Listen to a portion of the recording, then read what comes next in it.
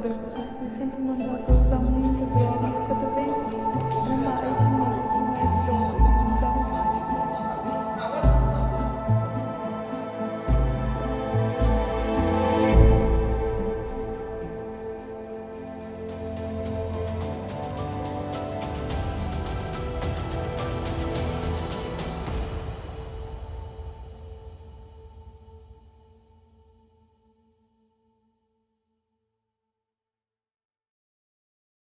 Em 4 de abril de 1997, Anthony Michael Martinez, de 10 anos, estava brincando com os amigos no jardim da frente da sua casa em Beaumont, Califórnia, quando um homem desconhecido se aproximou do grupo pedindo ajuda para encontrar um gato desaparecido.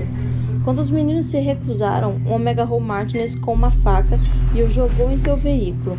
Após uma busca de 2 semanas, o corpo de Martinez foi encontrado nu e parcialmente decomposto em Indio, Califórnia, em 19 de abril. Os investigadores notaram que ele havia sido agredido sexualmente e amarrado com fita adesiva. Embora um esboço composto do suspeito tenha sido disponibilizado e uma impressão digital parcial retirada da fita adesiva encontrada no corpo de Martinez, o caso acabou arquivado. Em julho de 2005, blogueiros notaram semelhanças entre Duncan e o esboço composto no caso de Martinez, bem como entre o veículo de Duncan e o que o agressor de Martinez estava dirigindo. O FBI e o Centro Nacional para Crianças Desaparecidas e Exploradas se envolveram e, por sua vez, contataram as autoridades do condado de Riverside.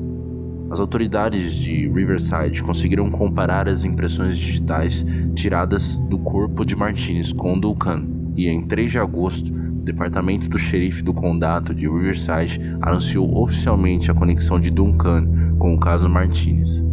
Agentes do FBI relataram que Duncan confessou o assassinato em uma entrevista em 19 de julho de 2005, descrevendo o crime como uma vingança contra a sociedade por mandá-lo de volta à prisão por violação da liberdade condicional.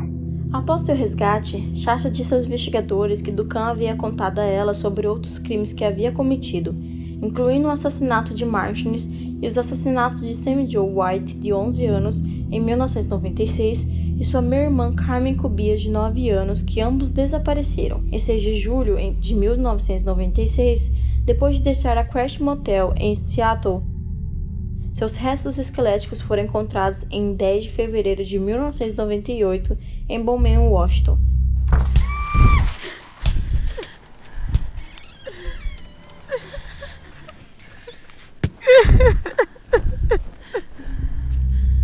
Duncan confessou ter espancado as 2 jovens até a morte.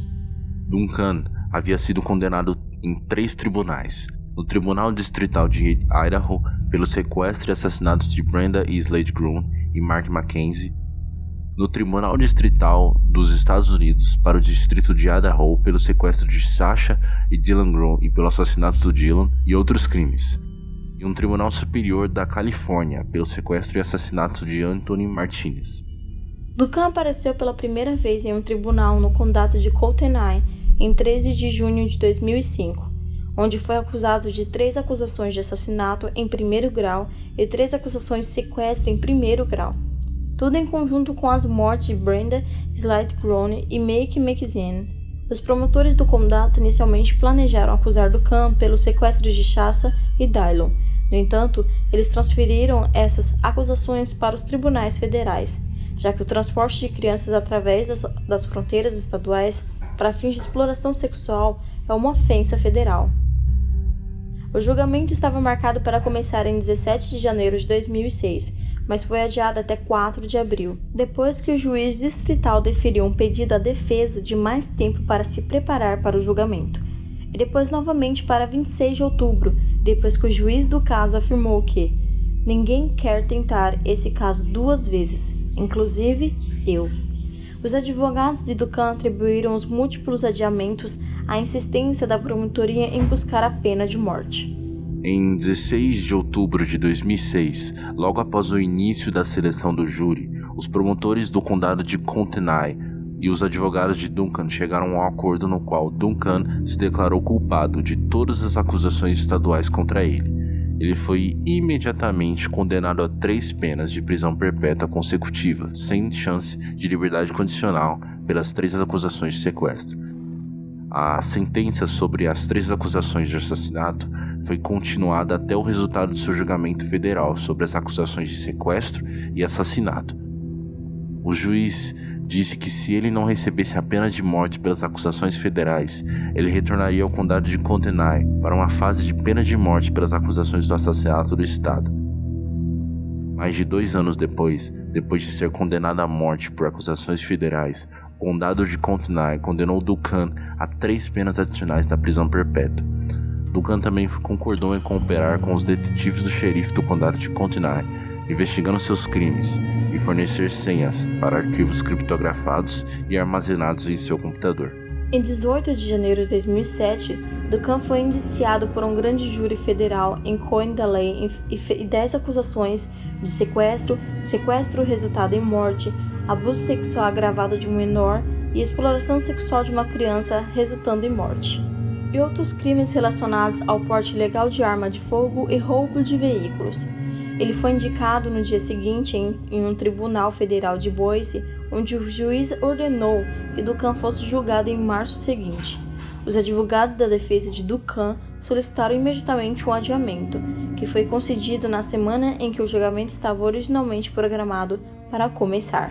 Em uma nova data, o julgamento foi marcado para 22 de janeiro de 2008. Em 3 de dezembro de 2007, Duncan se declarou culpado de todas as 10 acusações contra ele. Como condição de acordo, Sasha Grun não teria que testemunhar na fase de penalidade do julgamento, devido a uma ordem de silêncio. Outros detalhes do acordo da confissão não foram divulgados. A seleção do júri para a fase de penalidade para o julgamento federal de Duncan começou em 14 de abril de 2008. Durante a seleção do júri, Duncan dispensou seus advogados e optou por representar a si mesmo. Seus advogados se opuseram, alegando que ele não era competente para fazê-lo, e solicitaram uma audiência formal sobre o assunto. O Tribunal Distrital ordenou uma avaliação de Duncan para determinar sua competência e aceitou a conclusão do avaliador de que ele era competente para prosseguir sem advogado. Em 27 de agosto de 2008, após 3 horas da deliberação, o júri recomendou a pena de morte e o juiz impôs 3 penas de morte por sequestro com morte, exploração sexual de criança com morte e uso de arma de fogo, violência criminal resultando em uma morte, todos relacionados à morte de Dylan Grun. Em 3 de novembro de 2008, Duncan foi sentenciado a mais de 3 penas consecutivas de prisão perpétua, sem liberdade condicional, na prisão federal pelo sequestro de Sasha Grun e por abusar sexualmente de Sasha e de Dylan.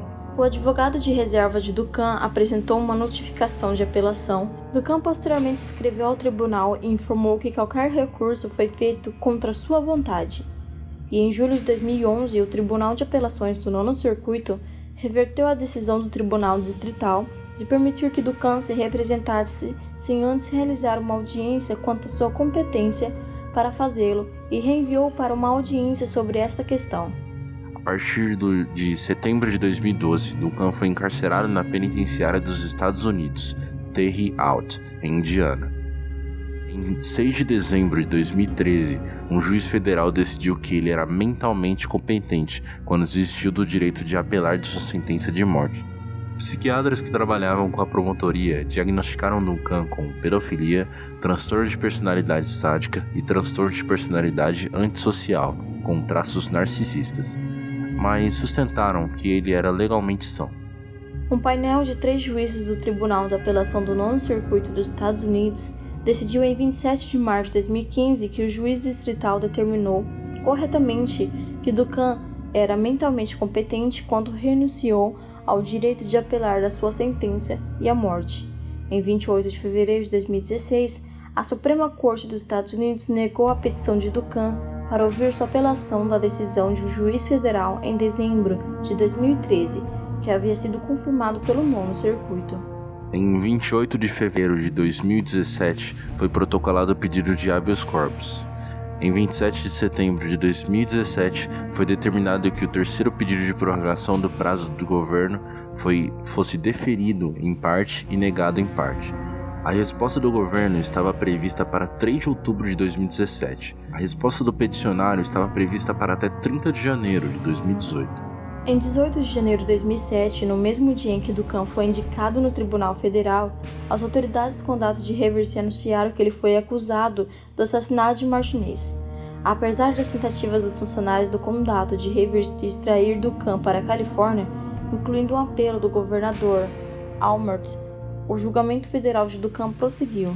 Ele acordou sendo extraditado para a Califórnia em 24 de janeiro de 2009 e 5 meses depois de ser condenado à morte pelo Tribunal Federal, e em 15 de março de 2011, Duncan se declarou culpado do assassinato de Martinez e foi condenado a 2 penas de prisão perpétua em 5 de abril de 2011. Como parte de um acordo judicial, a sentença veio sem possibilidade de liberdade condicional ou direito de apelação. Embora Duncan pudesse ter enfrentado uma sentença de morte separada, além das que ele já havia sido condenado no Tribunal Federal, o promotor do condado de Riverside, Paul Zellerbach, justificou a sentença de prisão perpétua, afirmando que havia consultado a família Martinez, que queria o encerramento do caso e que o sistema federal o mataria muito antes que o estado da Califórnia. Antes da sua prisão por assassinato, Duncan mantinha um site pessoal intitulado The Fifth Day. Segundo a lenda, além dos 4 pregos usados para perfurar o corpo de Jesus Cristo em sua crucificação, havia um 5º prego que foi retirado e escondido pelos romanos. Duncan adotou o nome pelo seu próprio site e blog, no site que mostrava o dia a dia de Duncan como criminoso sexual condenado. Ele negou ser pedófilo e alegou ter sido abusado sexualmente quando criança. Depois de ser preso, Duncan manteve um site, Blogspot, intitulado Joseph E. Duncan III retorna à web do Corredor da Morte Federal para expor o significado do 5º prego, na introdução. Todo o conteúdo do site foi postado por alguém chamado Silenced, que significa silenciado, que presumidamente recebeu cartas de Duncan para postar no site em seu nome. John Adams, defensor público de Duncan no condado de Kootenai, e o promotor Bill Douglas se recusaram a comentar sobre a possibilidade de Duncan estar blogado na prisão. Os presos não têm acesso à internet e, embora as cartas enviadas sejam escaneadas para pedidos de contrabando ou para ajudar no planejamento de uma fuga, elas não são lidas palavra por palavra. Os jurados que impuseram a pena de morte a Duncan foram aconselhados a lidar com as terríveis evidências que tiveram que ver durante o julgamento. Entre as provas vistas no tribunal estava um vídeo de 33 minutos, mostrando Duncan nu, torturando, agredido fisicamente e verbalmente e abusando sexualmente o menino, e identificando esse menino era Dylan Grew. O vídeo mostrou esse abuso realizado em várias áreas internas do que parecia ser um galpão de madeira ou uma pequena cabana em ruínas.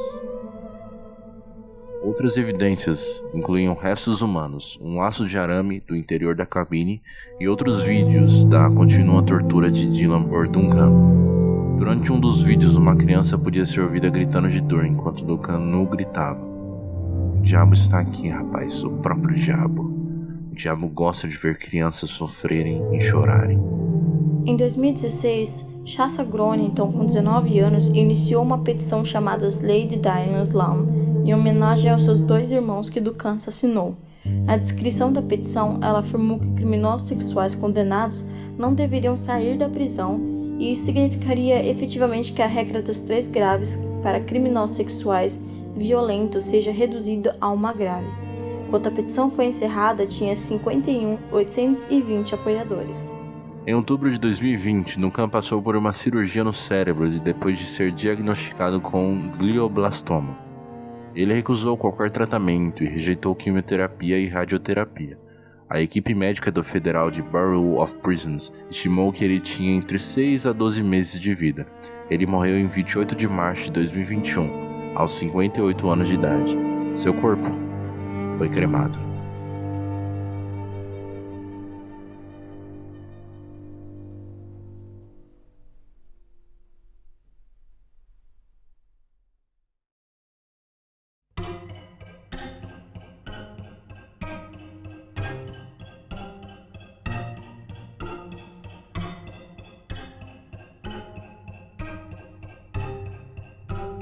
Olha, honestamente, essa última frase assim, seu corpo foi cremado, ela reflete muito o sistema de justiça, não só do Brasil, mas do mundo, assim. Um cara que fez essas coisas assim, sabe, tipo de... as coisas mais horríveis que ele fez, assim, e no final ele nem... a morte dele foi, tipo... foi rápida, saca? Então... E o corpo dele ainda no final foi cremado, cara. Eu fico meio perplexo, assim, de ver isso. Assim, apesar de todos os julgamentos que ele teve, tudo que ele teve, assim, que ele foi condenado um monte de vezes, foi condenado a sentença de morte, foi prisão perpétua e tal, mas no final ele só morreu, assim, tipo, ele só foi diagnosticado com a doença e morreu. Isso me deixa perplexo, assim. E saber que, assim, claro, salvo as devidas proporções, mas ele não sofreu o que as outras pessoas sofreram, tá ligado? Eu fico pensando assim, nossa, mano, o que essas crianças sofreram, o que esses pais, essas famílias sofreram, e no final ele só teve uma morte comum, saca?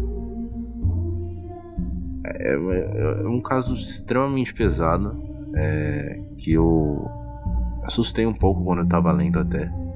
E eu acho que é isso.